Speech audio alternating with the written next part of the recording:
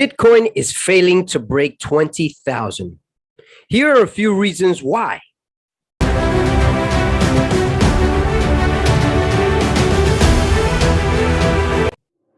Hey, this is CeoTrades, where money works for you. Today we're looking at Bitcoin specifically, but comparing it to the dollar, you can see here on my screen that the dollar back in 2002, since then, hasn't seen the levels that we're experiencing today.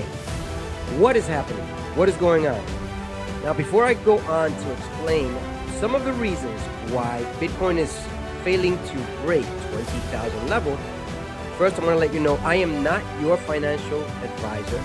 Always seek the advice of a professional financial advisor before making the best decisions for you.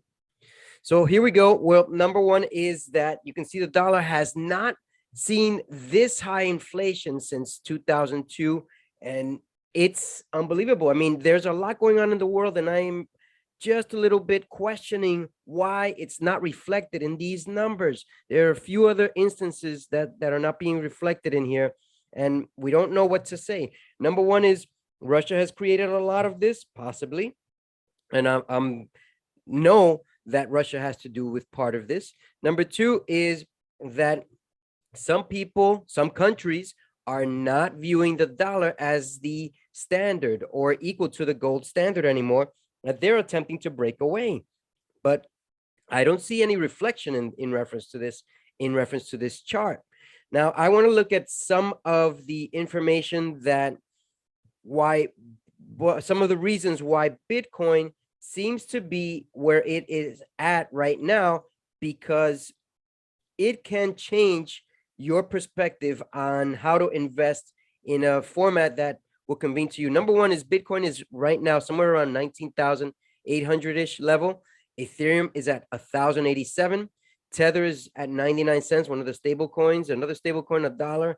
BNB 228. Those are the top five. Those will fluctuate. Some will continue, some will change. But the reality is this: Bitcoin is still on top no matter what. It is the highest currency that exists within the crypto world.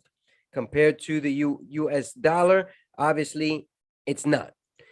Now, as we look at the heat map, you can see that Bitcoin in the last 7 days is down almost 3.5%. Ethereum is down 8%.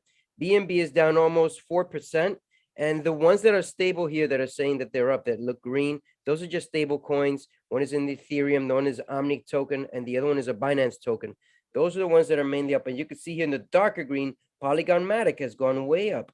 And Uniswap, I believe that's gone 15% up, and Matic has gone up 20%. Very good for some of you who have gotten in those. I'm going to go over the reasons why Bitcoin has not broken these levels, and be aware that there is still extreme fear in the markets.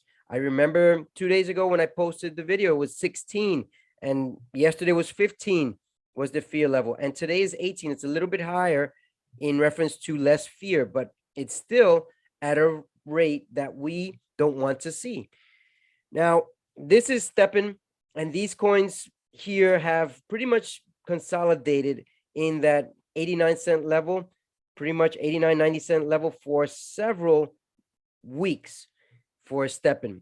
Another one that we want to look at is Ethereum here, and Ethereum is somewhat consolidated for at least a month, right in here in the 1050 to 1100 range, right in there. You can see it goes up and down, and these swings, these very small swings, you can make some money if you are in it on a daily basis. You can't just walk away from this, and that's the reality if you want to make real money. Bitcoin has had almost a month of consolidating. It attempted to break out here, but because of the news and some hearsay news that came out on, I believe it was on Twitter, had people sell their positions, and now look what's happened.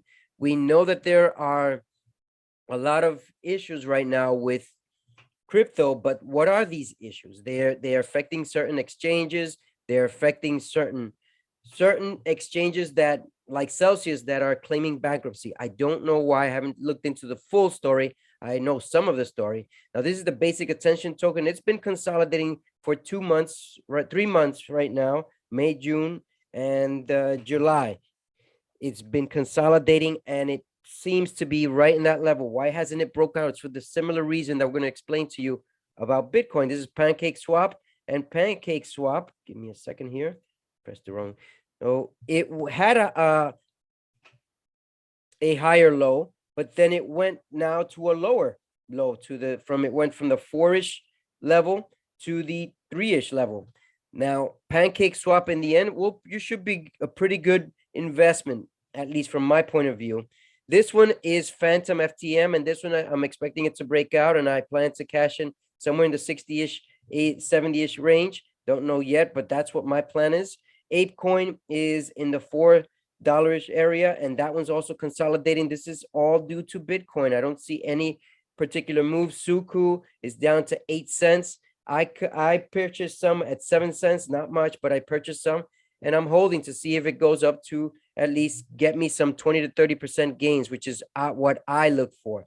Now, in reference to the 3 reasons that Bitcoin is struggling to break the support level or the resistance level and go above, well, this is what they pretty much are. Number one is the consumer price index, which is listed just on Cointelegraph.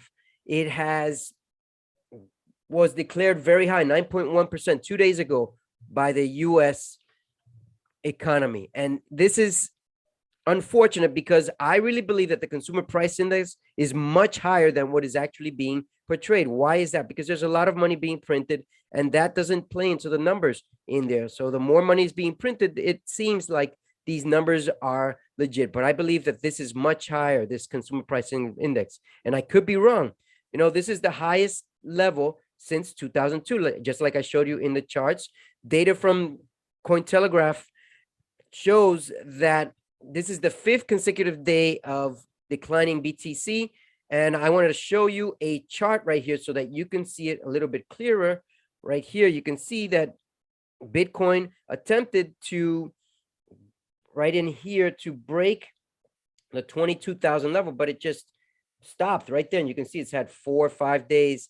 And today it's somewhat of a consolidating day. I expected Bitcoin to drop even further. It didn't drop much. It was like a 10% drop. That's amazing. And that's good because it means that people are expecting Bitcoin to drop, but they're attempting to purchase it at that 19-ish level range.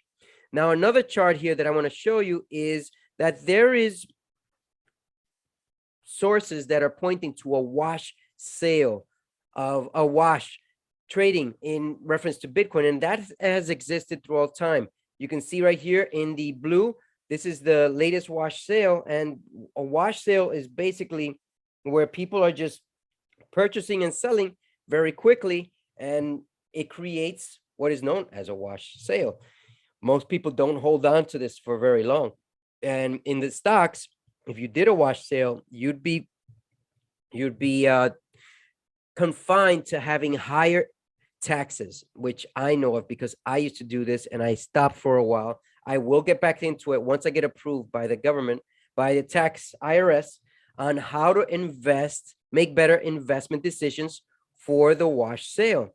And these wash sales are tricky because you want to be aware that you're going to pay taxes, but if you're not aware that buying and selling rapidly can lead to these wash sales and tax buildup, it's dangerous, just like what happened to me. Now, this is the crypto fear and greed index. Now, what I wanted to show you here, this is where we're at right now, all the way the last dot, which is somewhere in the 18 level, which is what I showed you. But you can see here in the last several months since May, it's been consolidating in that 14, 15 area, and now it's at 18. It did go up higher to the 20-ish, above 20. And what has happened now, what I want to show you in here is this.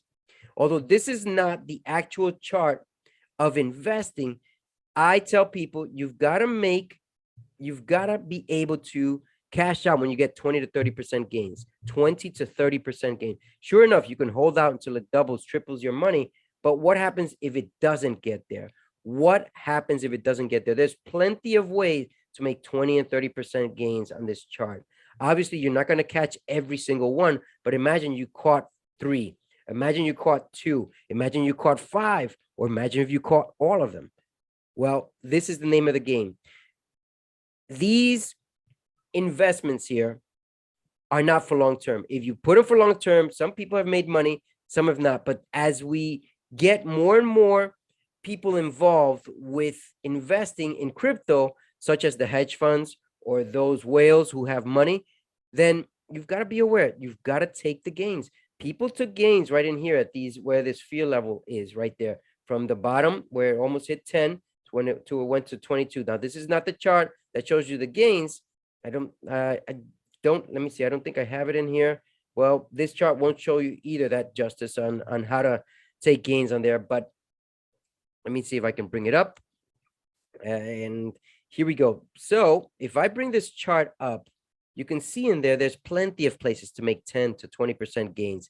And this is the reality. You've got to be able to take gains. If you're not taking gains, then you are in peril of taking losses. And don't cash out if you're at a loss. You've got to be able to cash out on taking gains. Here's the BTC net outflows from exchanges, which hit all-time high. And this is from Cointelegraph, which I got this, but this is Delphi Digital. And you can see here how much outflow has been going on. And you can see all the negative outflow in here in the red. And this is just a reality. You could see back in 2017, it was much more positive, and it's dissipated in the last several months, closer to 6 months, if not. Yeah, because since in July, it was much higher. The reality is that Bitcoin will break 22,000 when we are out of this stagflation. It's going to keep going up and down. It's going to fluctuate. I don't see it going much more than 30,000. It might. If it does, I mean, great. You should cash in. You should take some gains. 20,000, we're at 19,000 where it's at right now, and it gets to 30,000. That's 50% gain. Why would you wait until that and all of a sudden it drops and then you miss out on the opportunity? That's why I say take 20 to 30% gains, making certain that you're going to make this money back and that you're going to be able to reap the benefits of what's out there. This is CeoTrades. If you want to double your bank account, why don't you invest in your knowledge account so that your money market account will grow multiplied? Stay safe, and until tomorrow, we'll view another session of the markets.